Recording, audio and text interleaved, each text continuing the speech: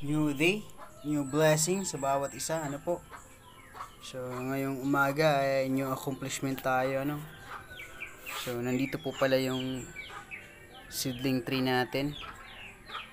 Tapos, nandito yung mga maliliit na boxes, ano.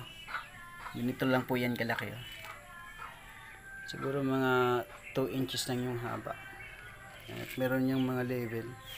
OPV seeds at mga hybrid seeds. Sa ngayon ay nagpunla tayo ng hybrid seeds. Isa sa mahalagang gawain ng nagka-garden or nagpa-farming ay kilalanin mo ang bawat variety ng iyong itinatanim.